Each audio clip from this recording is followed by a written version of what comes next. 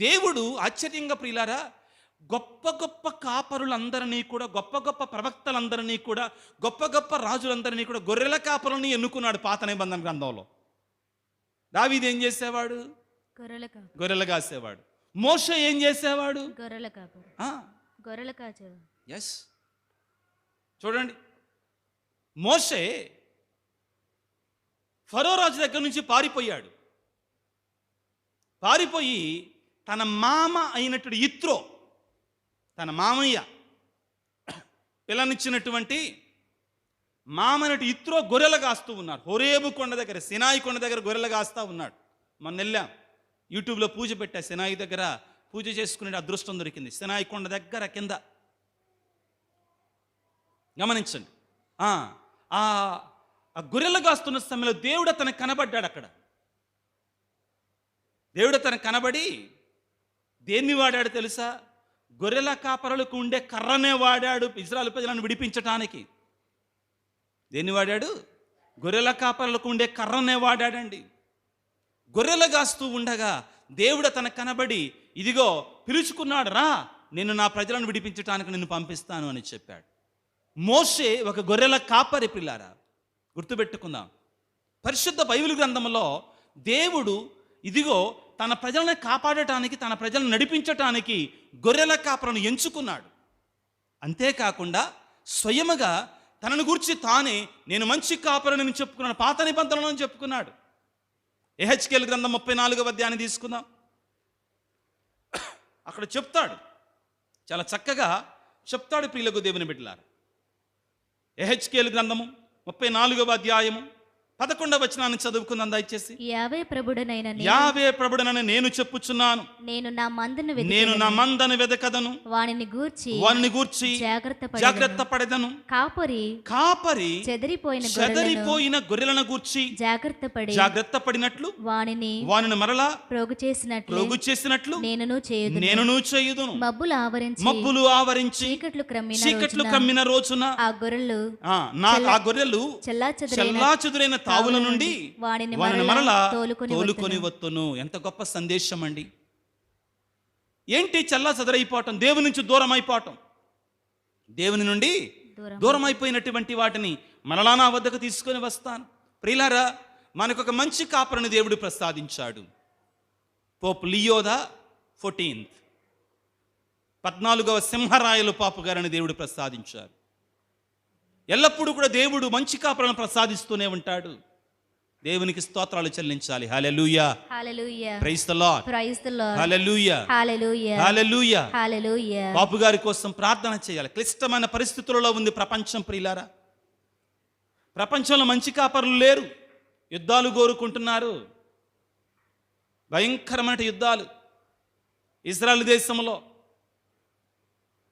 మేము వెళ్ళినప్పుడు కూడా కొన్ని ప్రదేశాలకు వెళ్ళలేకపోయాం. మొన్నమాట చెప్తున్నానండి, శాంతి లేదు, సమాధానం లేదు. ప్రజలు చెల్లాచెదురైపోతున్నారు, గుట్టకొకరగా మారిపోతున్నారు. మనకి భారతదేశానికి పాకిస్తాన్కి జరుగుంటే యుద్ధం, సామాన్యమైన ప్రజలు ఎంతోమంది బలవుతున్నారు. శాంతి సమాధానంతో జీవించే జీవితం లేదు. అక్కడక్కడ యుద్ధం జరుగుతుంటే ఇక్కడ మాక్ డ్రిల్ జరుగుతున్నాయి. హైదరాబాద్లో మేము దిగ్గానే ఏమంటే అన్నారు, తొందరగా వెళ్ళిపోయి మాక్ డ్రిల్ జరుగుతుంది. మాక్ డ్రిల్ అంటే ఏంటి? బ్లాక్అవుట్ అంటే ఏంటి? బ్లాక్అవుట్ అంటే ఏంటి తెలుసుకోవాలి. ఇవన్నీ కూడా యుద్ధం జరుగుతున్న సమయంలో లైట్లన్నీ ఆర్పేసేయాలి, ఎటువంటి శబ్దాలు చేయకూడదు, రాత్రిపూట కూడా. This is called blackout. తద్వారా శత్రువులు మన మీద ఆ లైట్లు చూసి బాంబులు వేయకుండా ఉంటారు. ఇక్కడ ప్రజలు ఉన్నారని తెలుస్తుంది అన్నమాట లైట్లు ఉన్నప్పుడు. బ్లాక్అవుట్ అంటారు. ఇవన్నీ కూడా జరుగుతున్నాయి. ఎక్కడో యుద్ధం జరుగుతుంటే ఇప్పుడు ఎక్కడో ఉండి ఇక్కడ ఒక బాంబు వేసేయచ్చండి, కొన్ని లక్షల మంది చచ్చిపోతారు. దేవుడి దయ వల్ల నిన్న మధ్యాహ్నం మోడీ గారు యుద్ధాన్ని ఆపివేస్తున్నాం అని ప్రకటించారు పబ్లిక్గా. పాకిస్తాన్లో దాన్ని ప్రేమతో స్వీకరిస్తారని,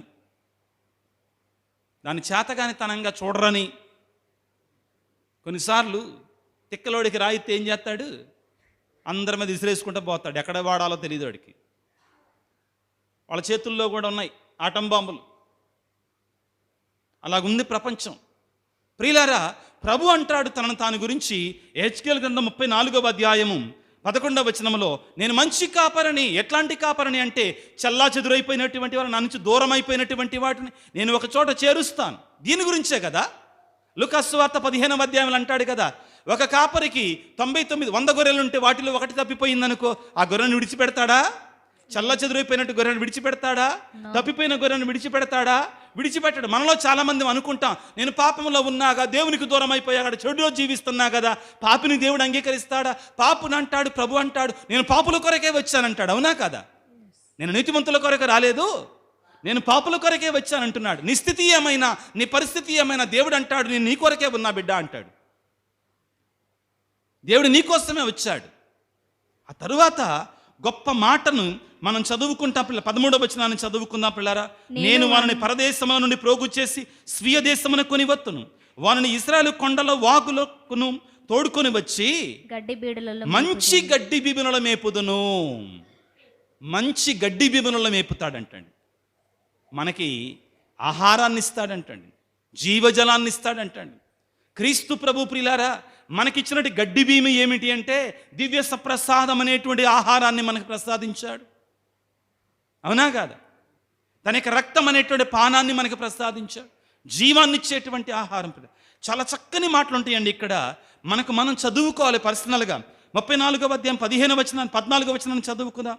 వానిని ఇశ్రాయేలు దేశములోని కొండల మీద, పచ్చిక పట్టులలో, లోయలలో, పచ్చని గడ్డి బీళ్లలో మేపుతాను. తర్వాత నేనే నా గొర్రెలను మేపుదును, వానిని విశ్రామ స్థానమును చూపింతును. ఇది యావే ప్రభుడైన నా వాక్కు. నేను తప్పిపోయిన గొర్రెలను ప్రక్కకు తొలగిన వానిని తోలుకొని వత్తును, గాయపడిన వానిని కట్టుదును, రోగము తగిలిన వానికి జబ్బు నయము చేయదు. ఎంత గొప్ప మాట అండి. మనలో ఎవరైనా అనారోగ్యంతో ఉన్నారో దేవుడు వాగ్దానకరంగా మాట్లాడుతున్నారు. జబ్బు పడిన వానిని నేను నయము చేస్తాను. దేవా పరమ వైద్యుడా, మంచి కాపరి, మాకు స్వస్థతనివ్వయ్యా అని వేడుకోగలగాలి.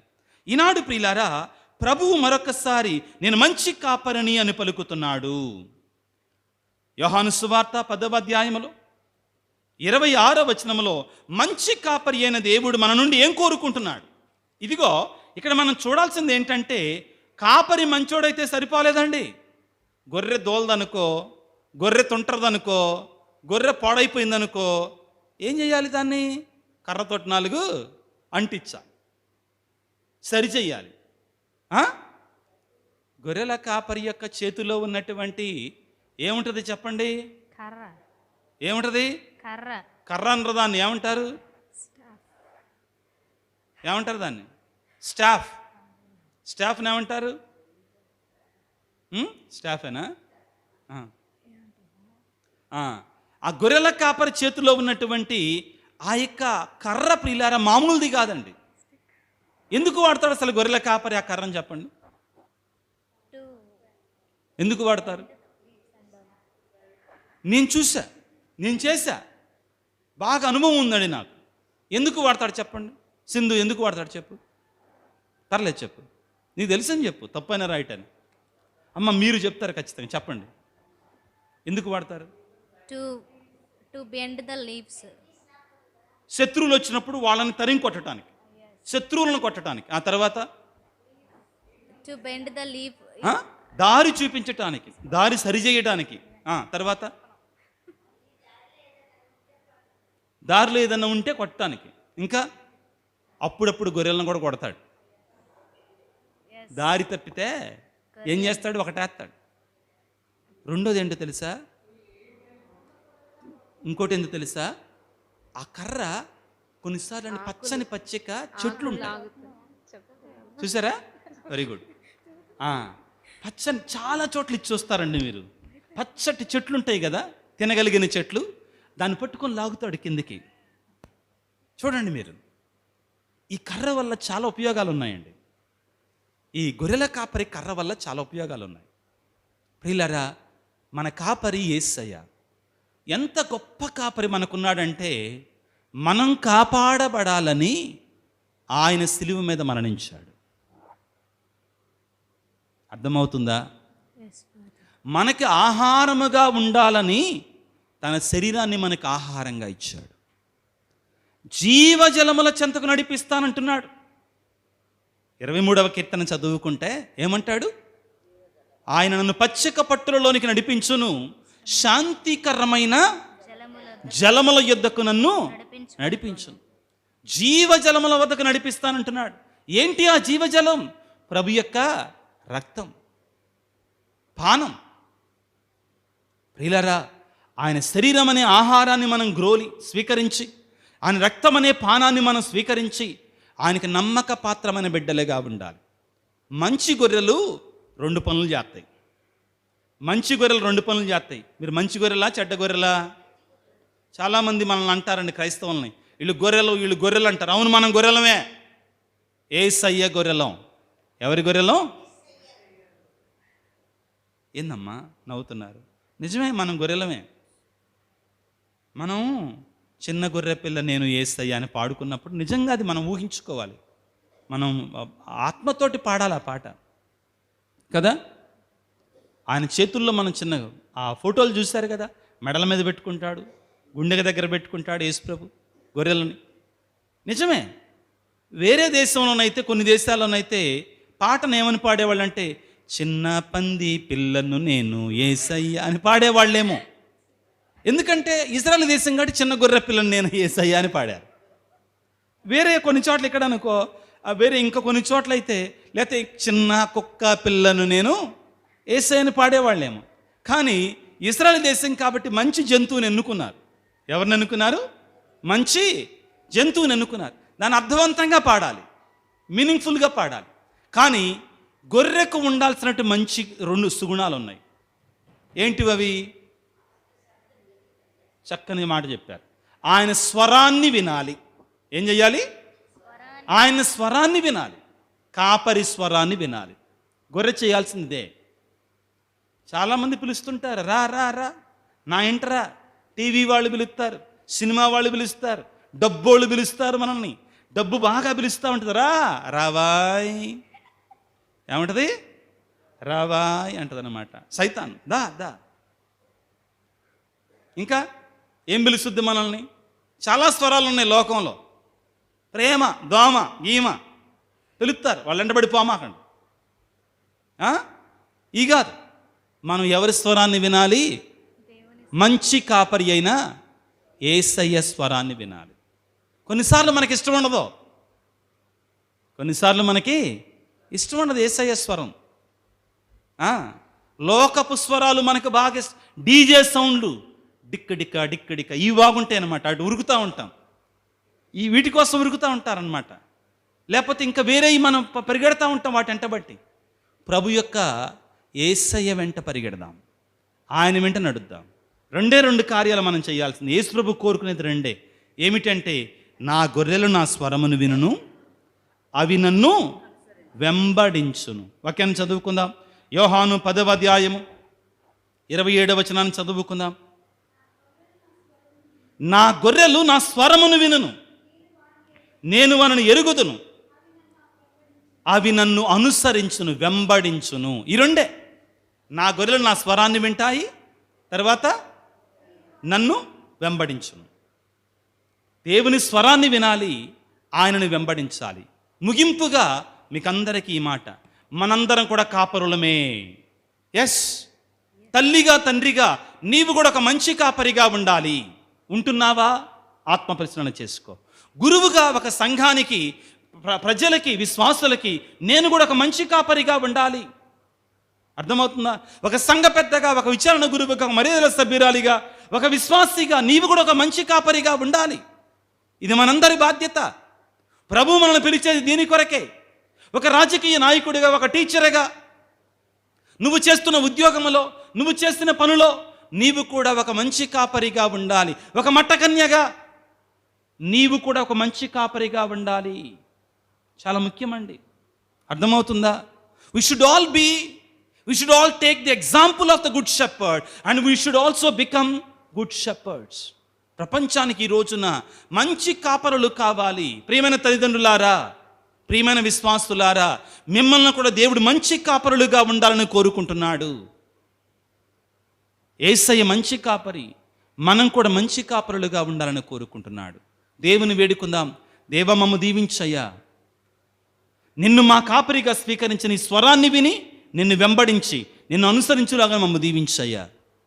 రెండవదిగా, మేము కూడా మా స్థానాలలో మా పరిస్థితులలో మంచి కాపరులుగా ఉండడానికి, నిన్ను పోలి జీవించటానికి మాకు శక్తినివ్వు తండ్రి అని తలలు వంచి ప్రార్థన చేసుకుందాం.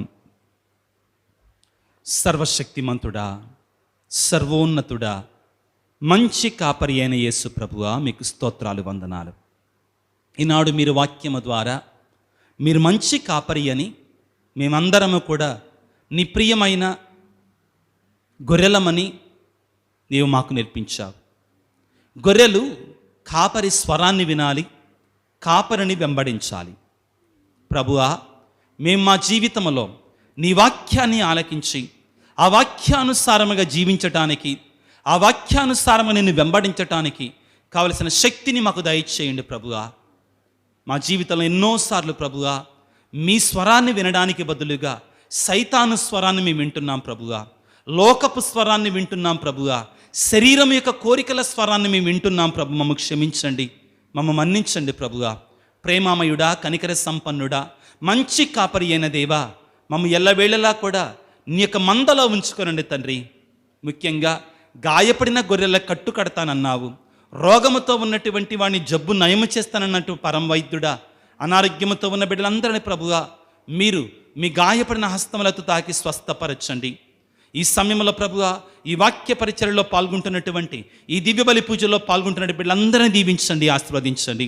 ముఖ్యంగా ప్రభువా ఎవరైతే పూజలను అర్పించమని మరి కోరుకున్నారో వారందరి కొరకే ప్రార్థన చేస్తూ ఉండగా ప్రభువా పూజలను అర్పించే బిడ్డలందరినీ దీవించండి, వారి ఉద్దేశాల తలంపులను దీవించండి. ప్రభువా మా కొరకే ప్రార్థించండి అని అడిగిన ప్రతి బిడ్డను కూడా మీరు ప్రత్యేకంగా దీవించి ఆశీర్వదించి కాపాడి నడిపించమని, మరి ముఖ్యంగా ప్రభువా కుటుంబాలలో శాంతి సమాధానాన్ని, యుద్ధ వాతావరణం ఎక్కడ చూసినా ఉంది ప్రభువా శాంతిని సమాధానాన్ని లోకానికి దయచేయండి ప్రభువా. నాయకుల మనసులలో శాంతి తలంపులను నింపండి ప్రభువా. ఈ యొక్క ఈ పూజలో పాల్గొంటున్న నీ బిడ్డలందరినీ కూడా దీవించి ఆశీర్వదించి కాపాడి నడిపించమని మా ప్రభు అయిన యేసయ్య అతి పరిశుద్ధ నామమున అడిగి వేడుకొనిచున్నాము తండ్రి, ఆమేన్.